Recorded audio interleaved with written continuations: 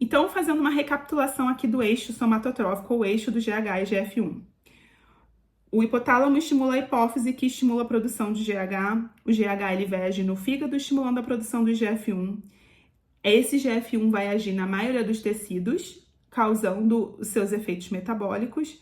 Mas, diferente dos outros eixos, o GH ele também age diretamente. Ele vai agir principalmente no osso. Então, quais seriam as principais ações do GH e do GF1? Eles são ações relacionadas ao crescimento e ele também é um contrarregulador da insulina, ele também é um hormônio hiperglicemiante. Mas, diferente dos outros hormônios contrarreguladores, o GH ele tem esse efeito pensando no crescimento.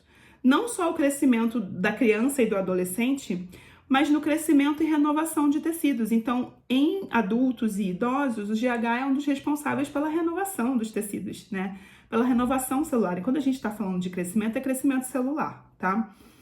Então, ele tem ações diretas e indiretas.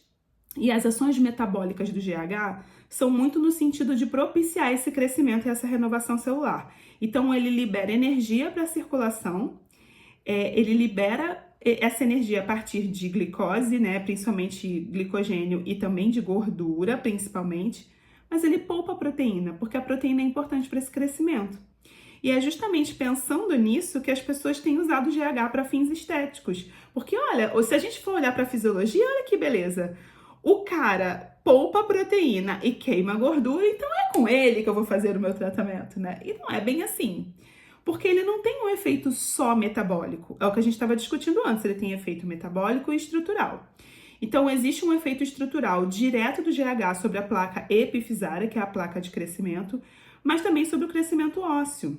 E uma das coisas que a gente vê, inclusive, em quem usa GH para fins estéticos, você começa a ter aumento, e não só no uso para fins estéticos, mas na doença acromegalia, que é a doença em que a gente tem o excesso do GH, né? Você começa a ter crescimento de partes moles, tipo língua, lábio, nariz, né? A pessoa fica com o nariz grande, orelha, ponta dos dedos, a pessoa muda o número de sapato, aumenta a mão. Mas ela também pode aumentar partes ósseas, né? Ficar com o rosto mais quadrado e tudo mais. Isso pode gerar uma série de problemas. Então, compressão, por exemplo, de túnel do carpo, isso pode gerar crescimento de vísceras, então fígado grande, coração grande, né? Isso eu tô falando do excesso em adultos. Em crianças, a gente tem uma condição chamada gigantismo, que pode ser o excesso do GH. Em relação ao metabolismo, que nem eu falei, né? Esse efeito hiperglicemiante do GH, ele é um efeito diferente dos outros hiperglicemiantes por conta de que ele poupa proteína, tá? E ele, ao contrário, aumenta a velocidade de síntese proteica.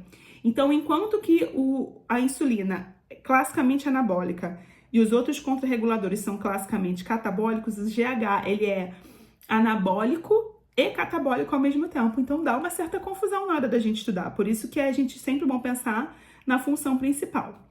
Então, só pra gente fechar a diferença do GH para o GF1, tá?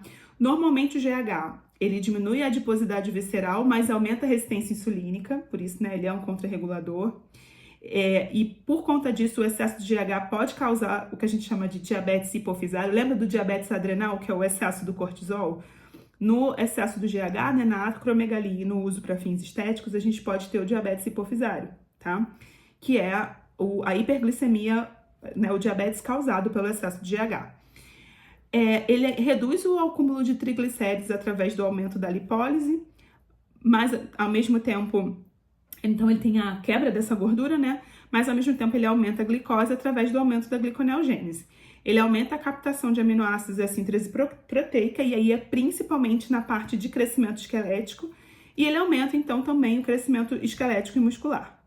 Já o IGF-1, ele vai agir principalmente no sistema metabólico, então ele também diminui a adiposidade visceral, só que diferente do GH, ele melhora a resistência insulínica, porque ele tem um efeito semelhante à insulina. Então, ele age como insulina e o corpo acha que não está precisando de tanto e pode diminuir a insulina.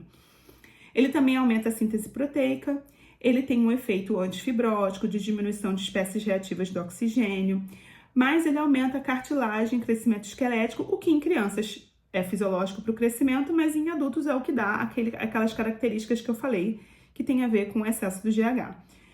Mas parece que o IGF-1 é tudo de bom, né? Só que ele é um fator de crescimento. Ele aumenta crescimento e proliferação celular.